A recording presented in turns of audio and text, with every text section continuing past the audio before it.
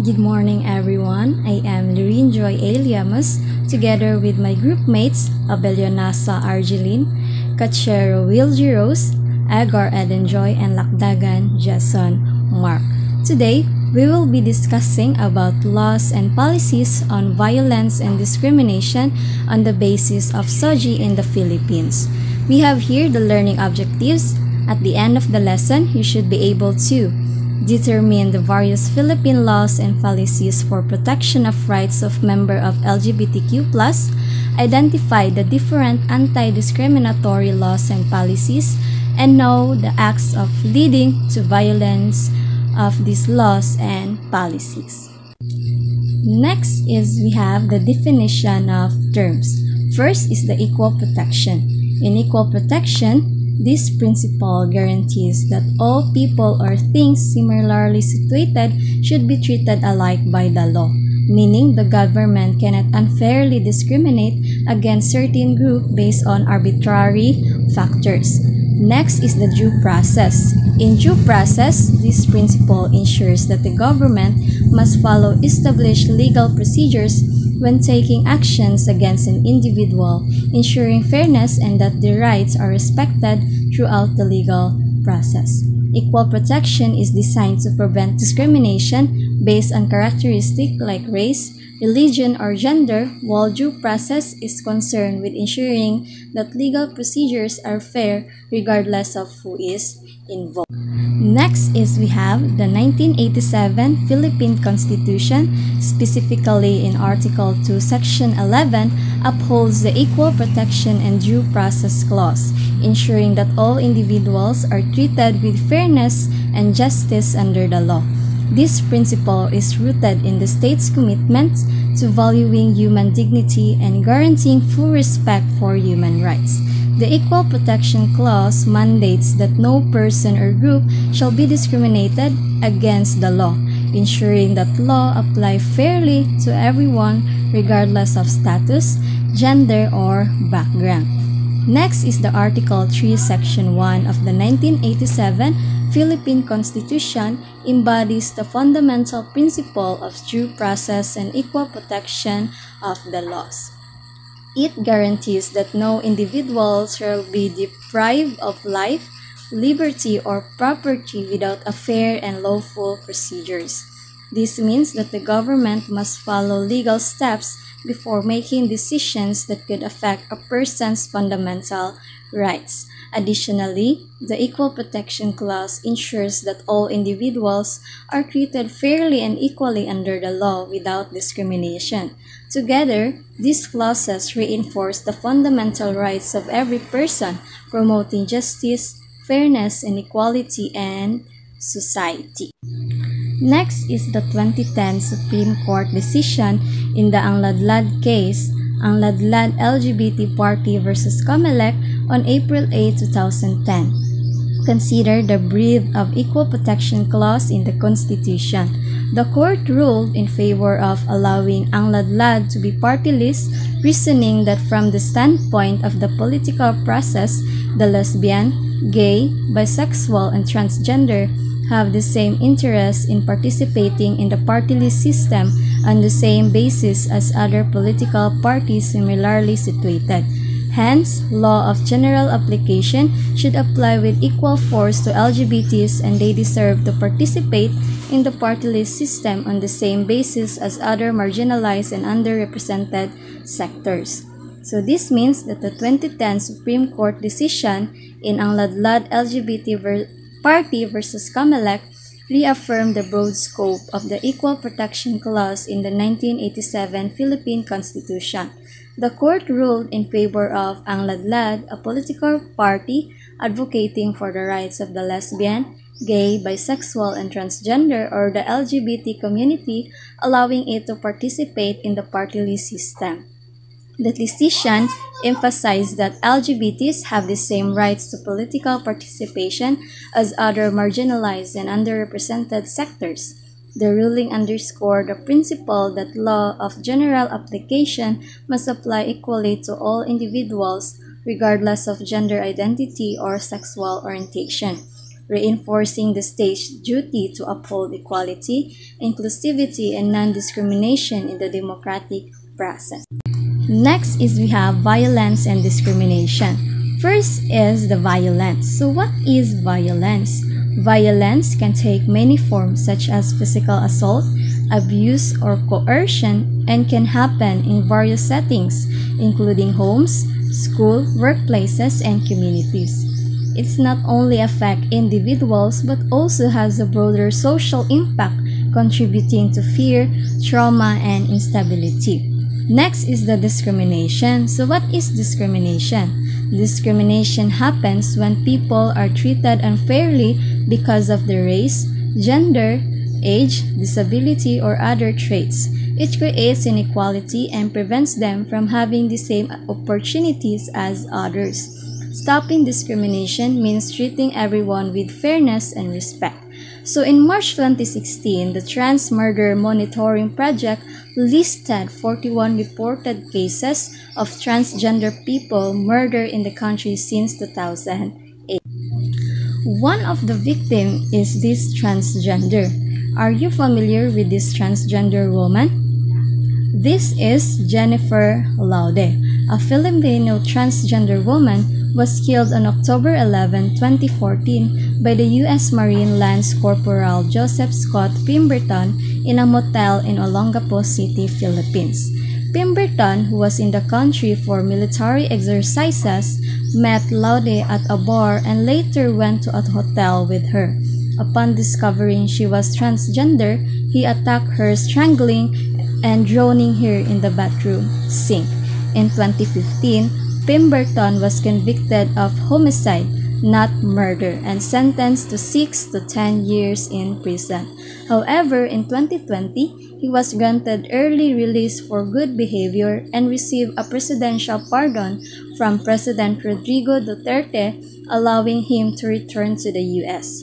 The case sparked widespread debates on LGBTQ+ rights, justice, and the U.S.-Philippine Visiting Forces Agreement, or the VFA. Violence and discrimination against LGBTQ+ individuals remain serious issues that threaten their rights, safety, and dignity. Many LGBTQ+ people face physical attacks, social exclusion, and unequal treatment in various aspects of life, including workplaces, schools, and communities. So everyone deserves to be treated with equality, dignity, and respect, regardless of their gender identity or sexual orientation.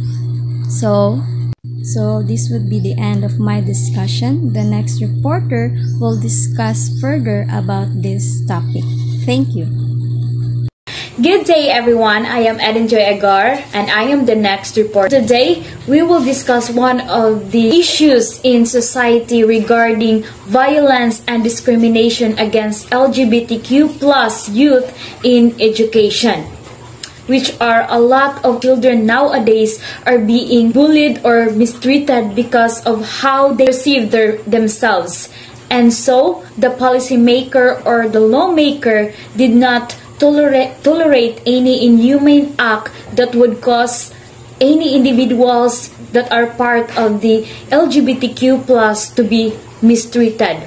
So, they come out with the Republic Act 10627, which embodied the Anti-Bullying Act of 2013. It includes gender-based bullying as a prohibited and punishable act. Gender-based bullying defined as any act that humiliates or excludes a person on the basis of perceived or actual orientation and gender identity. So, example, bullying of LGBTQ+ students in school. Like a high school student who identifies as gay is constantly called derogatory names like bakla, term often used mockingly, and is excluded from group activities by classmates. So, or like for example, a transgender student is forced to wear a uniform. So next is Child Protection Policy. So this one is the Child Protection Policy 2012. Department of Education Order Number 40, Child Protection Policy, Law Protected Child in cases of bullying when committed by a principal, teacher, or any other school personnel. This policy includes the protection of students from any form of violence regardless of their sexual orientation or sexual identity. Next is Special Protection of Children Against Child Abuse, Exploitation, and Discrimination Act of 1992, Anti-Child Abuse Act of Republic Act 7610. So, mo ni siya ang act that if ang parents ga-abuse sa iyahang anak or ang teacher mag-abuse sa iyahang estudyante, pwede siya kasuhan under ani nga law, kaning RA 7610 or the Anti-Child Abuse Act. So, any actions that would cause the child nga ma-abuse sila verbally, physically, or emotionally, the person nga naghimo ana is punishable by the law under Republic Act 7610 or the Anti-Child Abuse Act. Such cases can cover instances of physical, psychological, or cruelty on the basis of the child's SOGI. Next is violence and discrimination against LGBTQ+ in the workplace. So, dili lang di ay sa school nga naay protection against sa violence and discrimination against LGBTQ+, but also in sa mga workplace or kung asa sila ga trabaho. First is the Labor Code of Philippines, the PD 442. The Labor Code is the national law covering employment for private sector in the Philippines. With the exception of prohibitions against discrimination of women, it does not contain any provision that prohibits discrimination on the basis of gender identity, particularly on the members of LGBTQ+. Next is C number 010940 or the Civil Service Commission's policy on anti-sexual harassment. The Civil Service Commission administrative disciplinary rules on sexual harassment cases includes other less grave punishable offenses. This including prohibiting derogatory and degrading remarks or ingenuine, thus directed toward the members of one sex or one sexual orientation or used to describe a person. This rule applies to all government entities that fall under the civil service jurisdiction. The policy is important because it explicitly covers derogatory remarks regardless sex, sexual orientation, or other remarks that are used as description of a person with the intention to insult or to degrade a person. In addition, this policy for government agencies does not require that the offender has moral ascendancy or over the victim. The fact that perpetrator and the victim are of the same level or position will not preclude the victim from filing a case. While gender identity is not specifically mentioned as a ground, if a LGBTQ+ civil servant is harassed verbally by co-workers, they would be able to rely on the generic protection from derogatory and degrading remarks. The Declaration of Policy Article 3 states, shall afford protection to labor, promote full employment, ensure equal work opportunities, but ang reality is sometimes because of their identity, because of how they dress themselves, how they present themselves to the public places, gakawalaan jud sila og unsa man fair nga job or kana bitang opportunities, walay mga opportunities But nowadays, the part of LGBTQ plus are kanang trying their best to sa ganina ipakita nga they have more than any of the people think about them. Na sila ikabuga, mas naa sila mapakita. So, as long as wala sila nagpasakit sa usa ka tao, any one of us should respect and give them our love.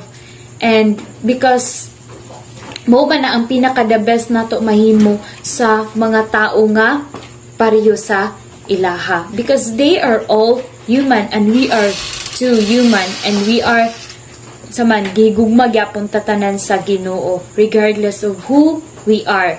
But at the end of the day, always remember that there is always a consequence of our actions. So that would be all for my report, and I hope you gain something very important insight for this lesson regarding of the violence and discrimination against LGBTQ plus youth in education, and violence and discrimination against LGBTQ plus in workplace. Hello everyone, my name is Argeline Abellanosa, and my assigned topic is about name and gender marker change. So what is name and gender marker change? So name change, this involves legally changing your given name to a new one. It's often done for personal reasons such as identity. It is aligning your legal name with your chosen identity. Marriage or divorce, taking on a spouse name or reverting to a previous name. Safety, changing your name to protect yourself from harassment or abuse. So name change, it is a legal process of officially altering one's name. It typically involves filing a petition with a court, providing a supporting document. So identity, like for example, your legal name, this is the name on your official documents like your driver's license, passport, and birth certificate. So your choosing identity, this is the name you feel most comfortable with and that reflects who you are inside. Aligning your legal name with your choosing identity means changing your legal documents to match the name you feel best represent you. These help you feel more comfortable and accepted in your own skin. It's about making your legal identity match who you are in the inside. So, gender marker change. So, this involves updating your legal gender marker on documents like birth certificate, driver's license, and passports. It's often done by a transgender individual, aligning their legal gender marker with their gender identity. Intersex individual reflecting their biological sex characteristic that differ from typical male or female. So it is a transgender person. Gender identity is how they feel inside, whether they feel like a man, a woman, or something else entirely. Aligning their legal gender marker with their gender identity means the male or female label on their official documents to match how they feel inside. It's like finally getting to wear what right label on your clothes, the one that feels true to you. It helps them feel accepted and recognized for who they truly are. So, in the book, there are two cases examples. So, the first case, in the year 2007, case of Silverio versus Republic of the Philippines, the Supreme Court ruled against petitioner Salverio wished to change her first name and gender marker on her birth certificate. Millie, Millie Silverio, who underwent a sexual reassignment surgery, initially won in trial court. The Office of Solicitor General intervened thereafter, arguing in the Court of Appeals that the Regional Trial Court of Manila was mistaken in its ruling due to the fact that there is no law allowing change of first name on the basis of sexual alteration. So, the Court of Appeal ruled against Millie Silverio and the Supreme Court affirmed the Court of Appeal ruling. So, in this case, Millie Silverio, born male but identifying as female, so filed a petition in the court to change her name and gender marker on her birth certificate to reflect her true identity. She argued that this would align her legal documents with her lived experiences. The trial court agreed with Millie Silverio and then granted her petition. They believed that it was fair and just allow her to update her documents to reflect her true self. However, the Philippine government, through the Office of the Solicitor General, appealed the trial court's decision. They argued that there was no law in the Philippines that allowed for name and gender marker change based on gender reassignment surgery. So the case of Millie Silverio, so the Court of Appeals sided with the government and reversed the trial court decision. They stated that the law didn't provide a legal basis for changing a person's name and gender marker solely because of gender reassignment surgery. So the Supreme Court upheld the Court of Appeals ruling, meaning Millie Silverio's petition was denied. So the Supreme Court emphasized that the law in the Philippines didn't recognize gender reassignment surgery as a legal basis for changing birth information. And the second case, in the year 2008, case of Republic of the Philippines versus Jennifer Kagandahan, the court ruled in favor of change name to Jeff Kagandahan on the ground that Jeff had an intersex variation, congenital adrenal hyperplasia. The court agreed with Jeff's ability to self-define his sex because he has simply let nature take its course and has not taken unnatural steps to arrest or interfere with what he was born with. So unlike on the first case, nga nagpa-reassurance surgery siya, in this case, it was approved. It's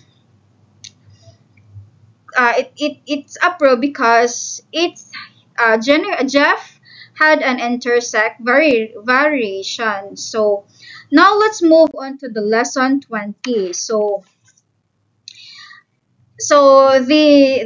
For the lesson 20, discrimination on the legal basis of sexual orientation, gender, identity, and expression in the Philippines. So this lesson discusses about the widespread and systematic human rights violation and discrimination on the basis of sexual orientation, gender identity, and expression persisting in the Philippines. So in this lesson we have the lesson objectives. So first, understand the issues on human rights violation and discrimination on the basis of SOGI understand the impact of human rights violations and discrimination to the Filipino society, and formulate activities and programs to address these human rights violation and discrimination on the basis of SOGI. So for the introduction, the universal policy, so in the Article 2, Section 1, 3, and 26 of the Convention provide for the respect, equality, and non-discrimination of all individuals on the grounds of inter alia, race, color, and sex. In the landmark decision of Tunin versus Australia in the year 1994, it is found not only that the reference to sex in Article 2, Section 1 and 26 must be taken to include sexual orientation, but also that laws which criminalize consensual homosexual acts expressly violate the privacy protection of the law. So, the Tunin versus Australia case was a big deal for LGBTQ rights. So, as I gone through the Google, so Tasmania, Australia had laws that made it illegal for gay men to have sex even if it was private and consensual. Tunin argued that these laws were unfair and violated his right. He said they discriminated against him based on sexual orientation and interfered with his right to privacy. So, the United Nations Human Rights Committee agreed with Tunin. The word sex in international law that protect people from discrimination should include sexual orientation. This means that LGBTQ plus people are also protected from unfair treatment. So the Tunin case showed that law that discriminate against LGBTQ plus people and violate their privacy are wrong. It helped pave the way for more equality and acceptance for LGBTQ plus people. And that's all for my report. Anti-discrimination measures in relations. In a specific example are given including Quezon City, anti-discrimination employment law, the creations of gay rights list in Angeles City. Furthermore, a House of Resolution seek to investigate discriminatory practices against LGBT students and promote exclusive gender curricula. Finally, the DepEd Child Protections Policy ensures the protections of children regardless of sexual orientations or gender identity. Effect of state discriminations against LGBT individuals in Philippine society. It argues that the state's actions intensify existing discrimination, particularly impact young people who don't conform to gender rules. The lack of support mechanism and school policies exacerbates this, leading to abuse and violations of rights. It also highlights the prevalence of homophobia and prejudice, creating hostile environment for LGBT individuals. It further notes that LGBT youths are often targeted by parents who may resort to physical harm upon discovering their child's sexual orientations or gender identity.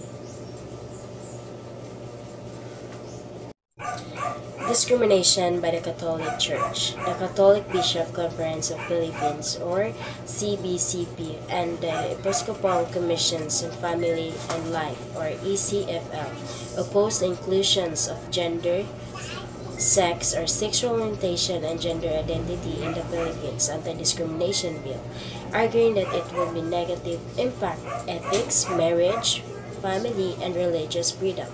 Opponents of this bill also claim its passage would lead to same-sex marriage, despite this not being included in the bill's original proposal or subsequent amendments. Okay, so good day everyone. I am Jason Maclacdagan, and today I will continue the topic and we will discuss about the participation of the members of LGBTQ+ in public life. So This topic touches the rights and social justice and the challenges of LGBTQ plus members is still encounter even in the societies and strive their equalities. Okay, so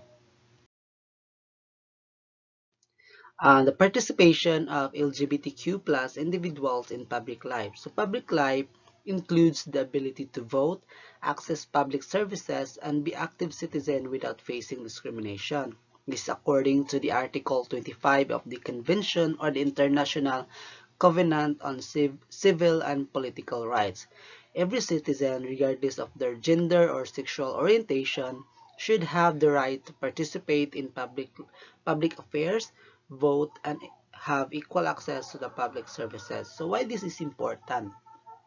Because LGBTQ plus people are excluded from public life or faces discrimination in participating in these areas. It undermines their human rights and dignity. So the principle of equality means that all people, regardless of their identity, should have the same rights and opportunities. Okay, now let's proceed to discrimination in the military. In many countries, including the Philippines, there has been significant progress in terms of LGBTQ plus inclusion.